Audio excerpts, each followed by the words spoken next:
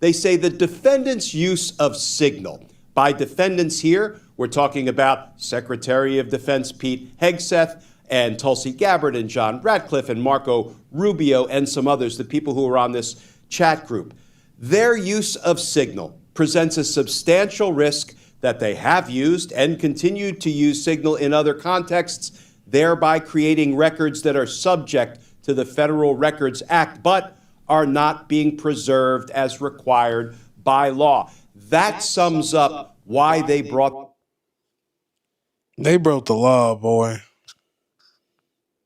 White people get to break the law and don't pay no consequences. It's so crazy.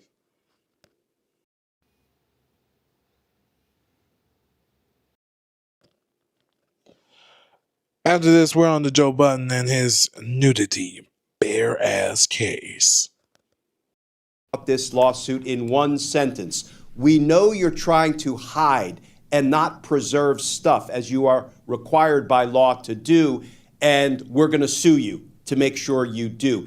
And here is the most interesting sentence I think I'm going to read. It's a memo that was filed by Donald Trump's DOJ lawyers before the hearing commenced. Here's what they said.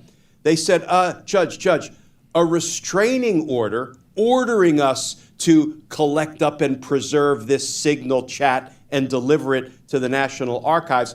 A restraining order is unnecessary because the defendant agencies are already taking steps to locate and preserve the signal chat at issue, and at least one agency has already located, preserved, and copied into the federal record-keeping system a partial version of the chat. Why a partial version? I'm sure Judge Boasberg will get to the bottom of that. So after that concession that, whoops, it looks like we're caught, we're already doing it, Judge, the judge issued a minute order.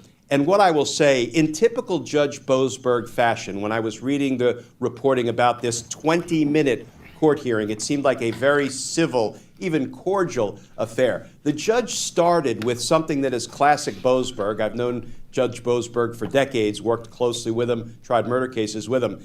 He said, we're going to start today by trying to find common ground between the parties, because I think he sensed that DOJ would not be in a position to fight this one. And indeed, they found common ground, as we just reviewed in that DOJ memo. And here is the, give me one more minute, I know I'm going on here.